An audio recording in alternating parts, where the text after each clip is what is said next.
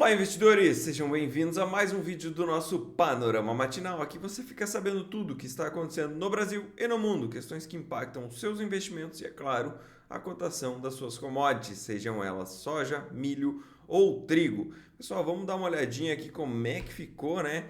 O mercado aí na semana passada, dar uma olhadinha no semanal, o gráfico semanal e o que a gente pode esperar daqui para frente. Começando aqui pelo nosso famoso petróleo, pessoal. Petróleo na semana passada teve aí uma semana em alta, alta tímida, né, de 0,8%, mas em alta. E essa semana aí já inicia com um pouquinho de alta também, 0,11%. A gente olha aqui cada barra, lembrando, a gente está olhando no gráfico semanal, tá, pessoal, aqui em cima.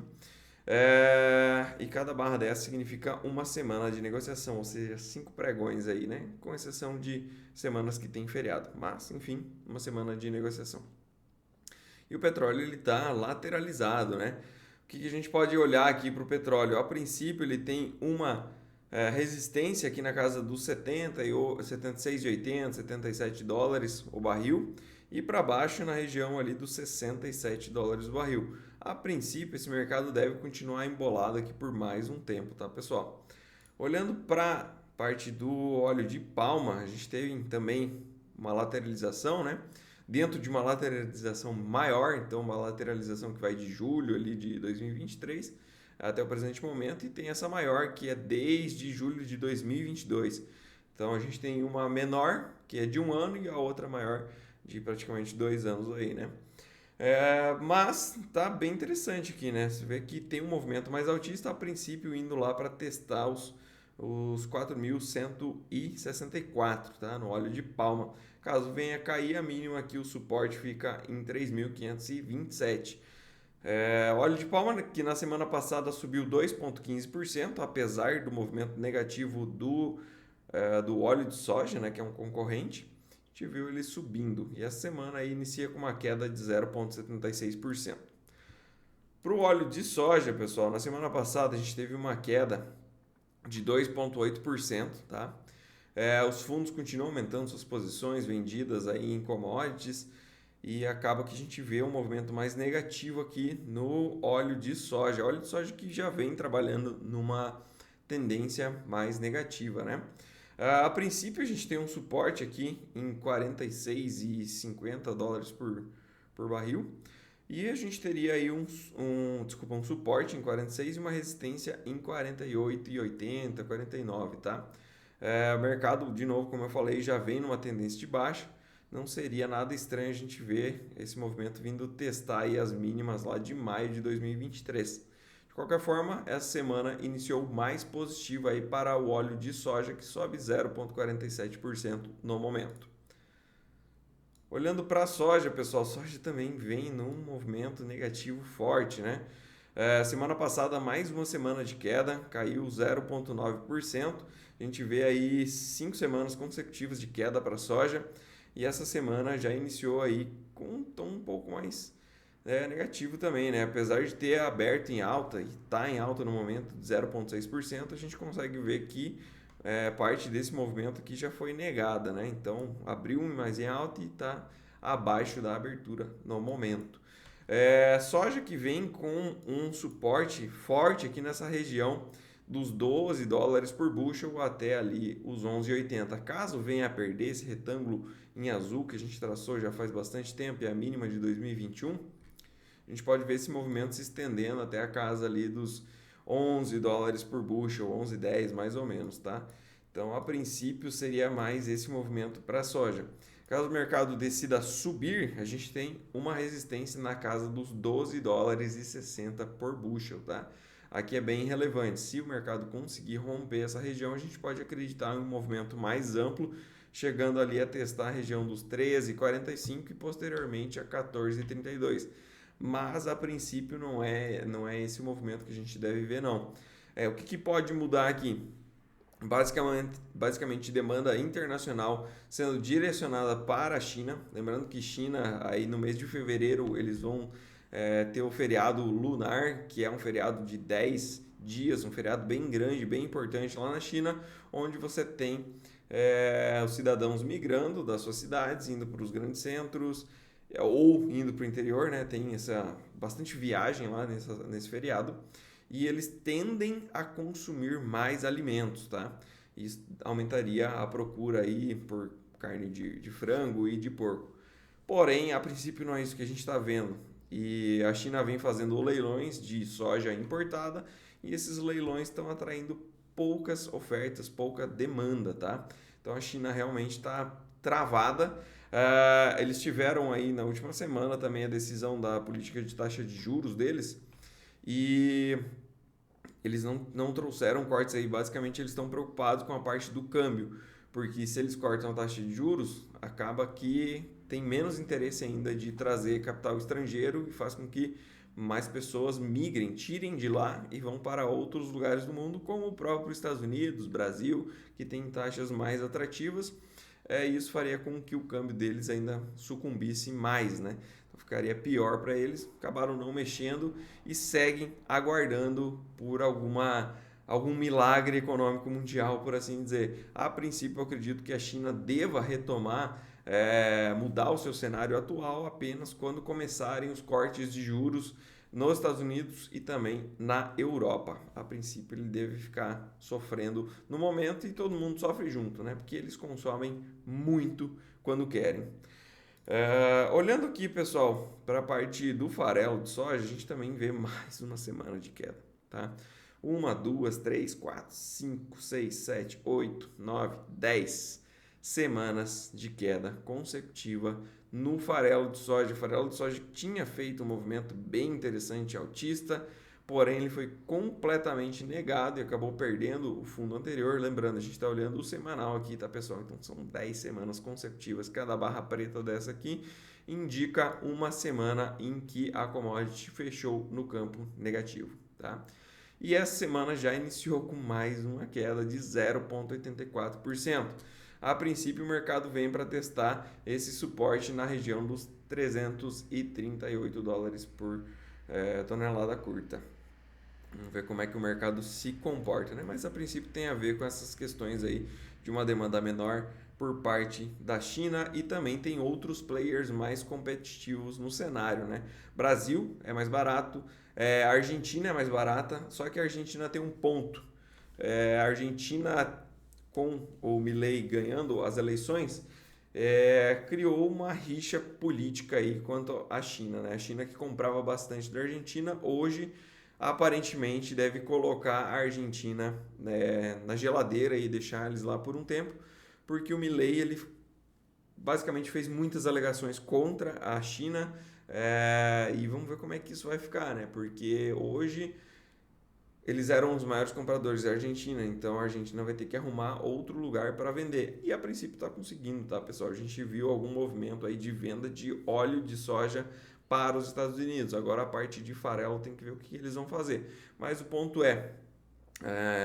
tem esses players mais interessantes aí no mercado em termos de preço de originação, tá? Então Brasil e Argentina, eles são bem mais competitivos do que Estados Unidos no momento. Isso faz com que lá as coisas fiquem um pouco mais complexas, né? Porque o preço das commodities, ele tendem a cair para compensar aí a conta, né? Porque hoje realmente Estados Unidos só é competitivo para países mais próximos. E é claro, a China aí compra dos Estados Unidos por questões diplomáticas, acaba pagando mais caro e tem que ver até quando que isso vai ser confortável para eles fazerem, né? Porque você ficar pagando preços maiores durante um longo período, principalmente quando sua economia não vai muito bem, tem algum momento, eu acho que as questões diplomáticas acabam perdendo peso quanto a essa parte aí, né? Tem que passar um pano, ver ali, comprar de quem você não gosta muito, porque economicamente faz sentido. Olhando para o trigo, pessoal, o trigo também fez uma semana de queda mais tímida, né? 0,46% de queda, encontrou um suporte naquela linha que a gente havia traçado, né? Faz um bom tempo já essa linha que a gente traçou, só uma linha de referência, tá? E a princípio fez um fundo ali, né? Mas no momento o mercado já vem mais uma queda. Trigo segue embolado, difícil, né? Das commodities aí, é o que tem uma movimentação menos clara. E tá travado nesse preço. hoje a gente vê uma queda de 0,55%, cotado aí a 5,90 dólares por bushel. Para o milho, pessoal, o milho já vem numa tendência mais clara de queda. Tinha suporte aqui na região dos 4,60, perdeu, veio testar o outro suporte na casa dos 4,47, também perdeu. E essa semana trabalha abaixo dele também, tá? No momento aí a 4,45, caindo 0,06%. Lembrando, os Estados Unidos teve revisão da produção de milho pelo relatório de oferta e demanda do USDA e trouxe aí 390 milhões de toneladas, né? Os Estados Unidos consome bem, mas o ponto é que para exportação eles também não são competitivos e eles têm muito produto para rodar. O lado confortável para eles é que eles têm bastante armazenagem, né? Então tem bastante espaço, eles podem deixar lá por um tempo e vendo como é que vai mudando o mundo nesse meio tempo, né? Diferente do Brasil, que tem um problema de armazenamento muito grande. Então, essa semana a gente vê tímida aí uma queda, né? A princípio, mas a tendência do milho realmente é para baixo. Tudo lá nos Estados Unidos, em termos de commodities, é para baixo.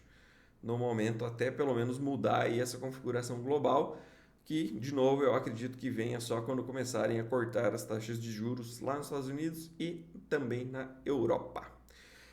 Olhando para as bolsas, pessoal, a gente vê aí o S&P 500 tentando fazer altas atrás de altas, né? Bolsa muito forte mesmo, já está acima da máxima histórica. Então, na semana passada a gente viu passando acima da máxima histórica, bem forte mesmo a bolsa lá.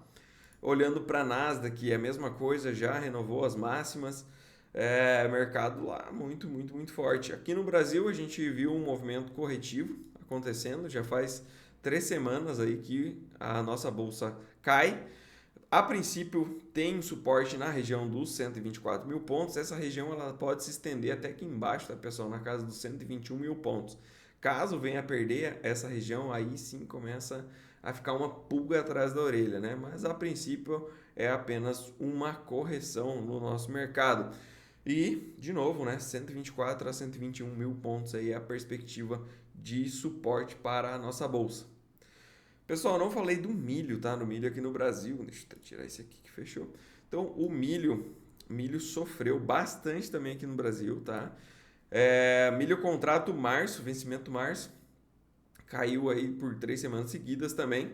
Fez uma queda absurda nas semanas retrasadas, né? E caiu R$ 10 mais ou menos, aí, um pouco mais do que R$ 10. Caiu R$ 12 até o momento.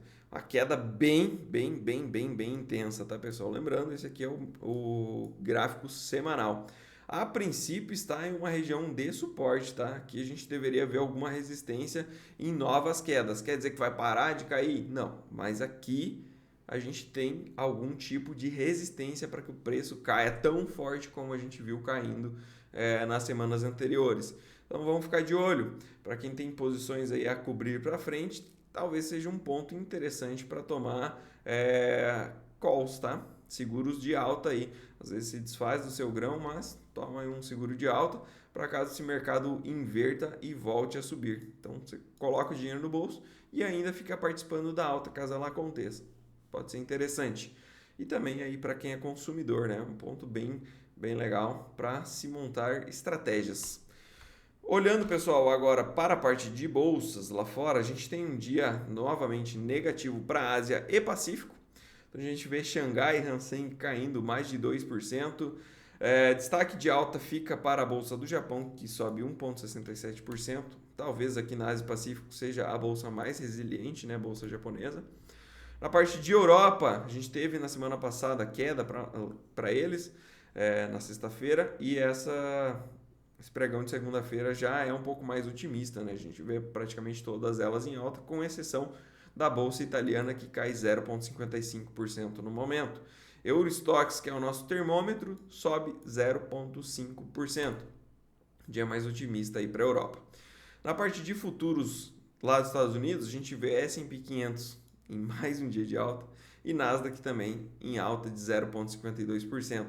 Ou seja, bolsas lá nos Estados Unidos seguem muito forte mesmo.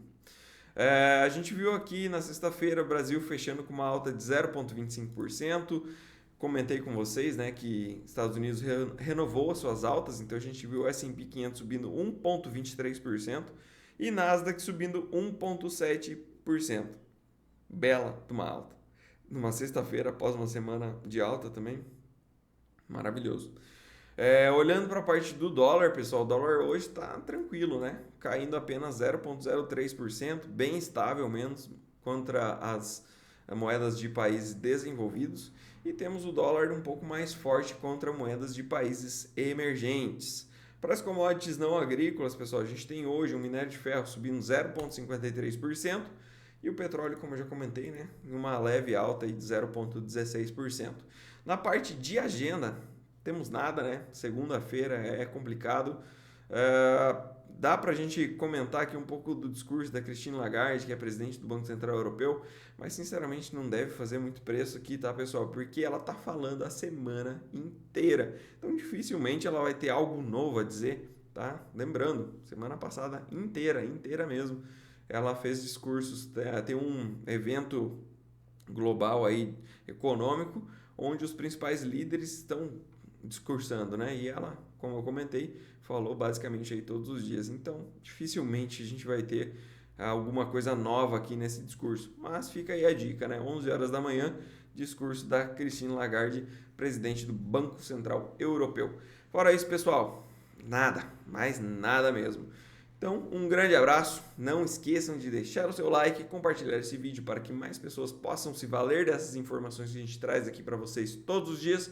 E claro, ative o sininho para receber sempre que tivermos alguma atualização aí no nosso canal. Lembrando, a gente publica shorts todos os dias, vídeos matinais. Na quarta-feira a gente tem também um vídeo educacional aí promovendo este mercado tão maravilhoso que é o mercado de agro no Brasil.